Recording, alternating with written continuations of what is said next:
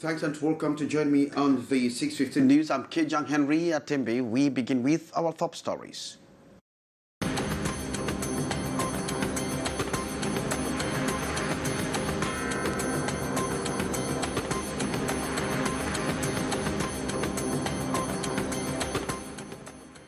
Reporters on their toes to remain security conscious in the protection of lives and property after nefarious hold-ups on National Road number 3 last Sunday.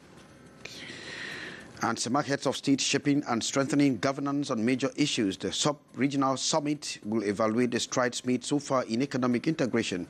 Canada International is on the beat of the SEMAC 2023 summit. Top stories.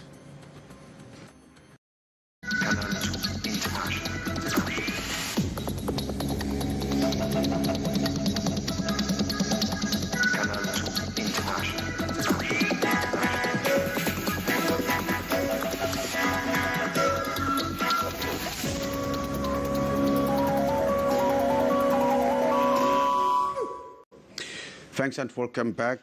Transporters are on their toes to make sure they curtail the rising security on highways. In fact, the last incident dated Sunday is one of those things that have triggered the transporters, as they say they are all doing everything to make sure they protect lives and property after the nefarious attack on National Road number 3 between Puma and Edea. Beatrice Nkama report. In cabs like buses have been common, so too kidnapping. But the recent phenomenon of throwing stones on buses plying the Yaoundé-Douala highway, new and dangerous.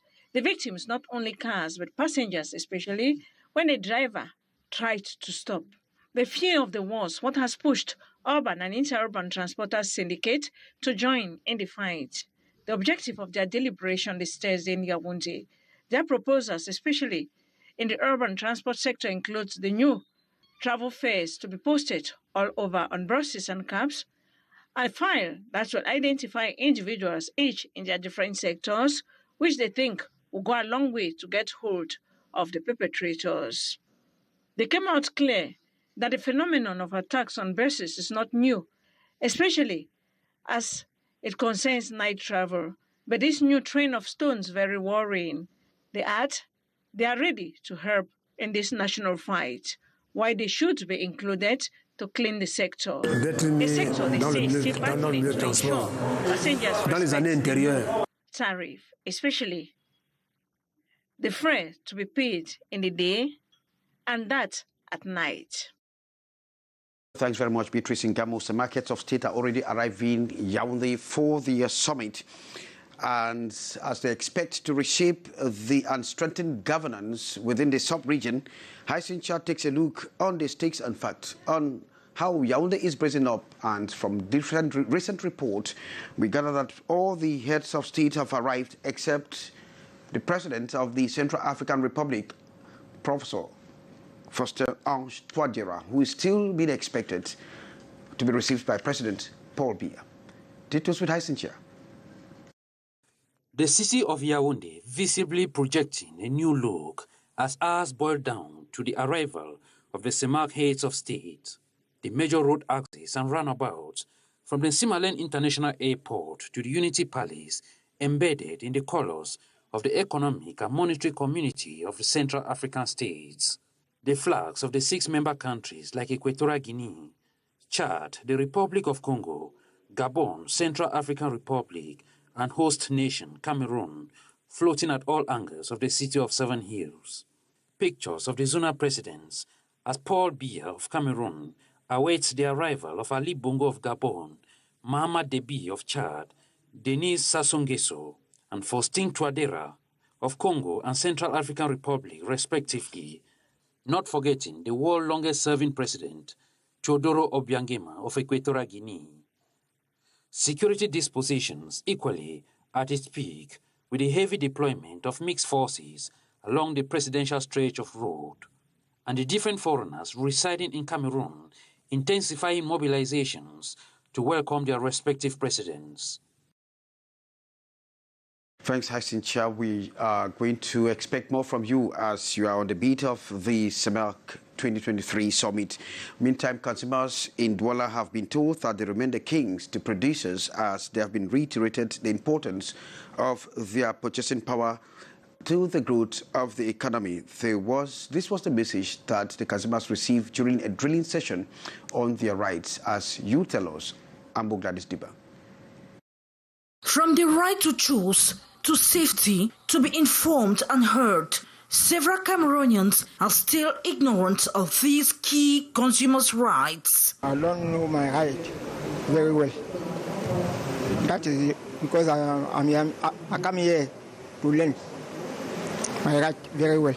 Just like Maka Kame Jean-Claude, there are many other consumers who are unaware of their rights. On the occasion of World Consumers' Rights Day, March 15, 2023, the Consumers' Rights Group, FOCACO, enlightened consumers on their rights while highlighting the importance of their purchasing power and the need to consume local goods to contribute to the growth of the economy. I think it is important for our consumer to know that they have a big power in the hands.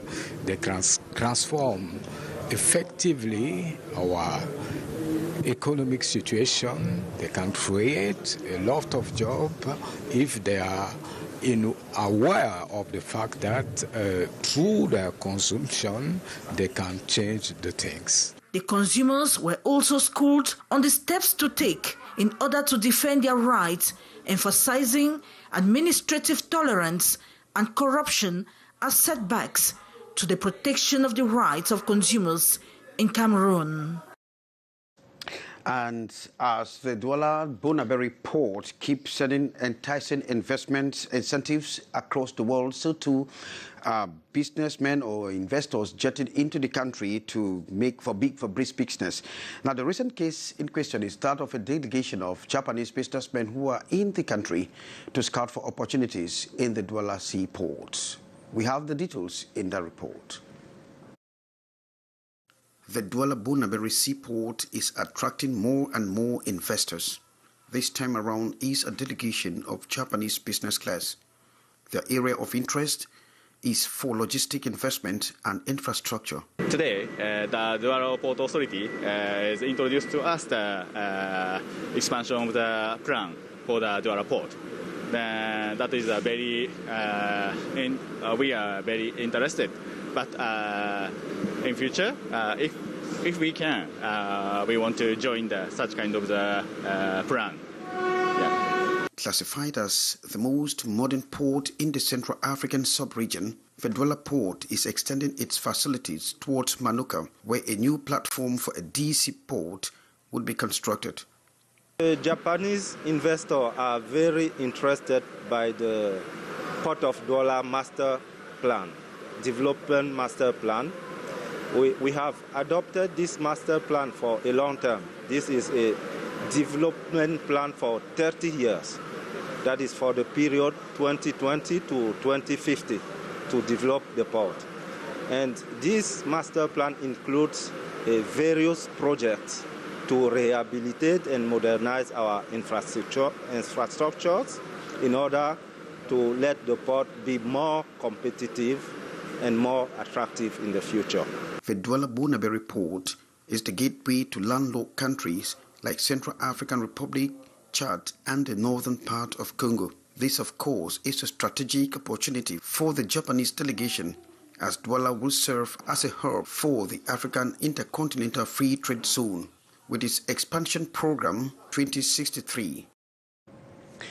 Nkambe is 150 kilometers from the chief town of Pamenda. And despite the rugged nature of the roads, the government is doing everything to make sure health facilities move to that area. And so recently the government has erected hospital in Donga manifest their happiness. Thousands of people drawn from all the 5 subdivisions, that is Ako, Misaje, Ndu, Mwa, and Kambe Central, recently converged on the chief town Kambe for a thank you public meeting in the presence of the senior divisional officer. When you see that mothers, fathers, young people have labored from far and wide to come and express this wish, it is because it's a capital wish and they will want created in order to speed the development of the place. Before now, patients with complications had to travel long distances like Bamenda for medical care. Having chosen the path of peace since the beginning of the socio-political crisis, the people through their spokespersons see the New Cambe Regional Hospital as signs of bigger things to come, especially the several decades old wish for the creation of a far northwest Savannah region. The government have chosen the path of peace. They have chosen to respect state institutions, and we expect that in return, the state will do more to us. That is why, while thanking the head of state today for the regional hospital, we were equally appealing that he grants our appealing that he should grant our wish of a far northwest Savannah region. Bordered by other divisions like Menchum, Mbui, and even Nigeria, so too are invalids from these areas, future beneficiaries of the health services of a regional hospital, as health equipment are progressively being made available. Well, thanks very much, Sherifa, reporting there. Drawing the curtains for this edition of the 6:15 News with me, Kejak Henry Atembe, in which you got information that heads of state of the Semak sub-region are already streaming into Yaoundé for their regional summit. This news was produced by Sherifa Saleh and, of course, with Collins Wonchuang and Nicho John. I've been Kejak Henry Atembe thanking you. The brief is coming up with Lee Piju in a split second.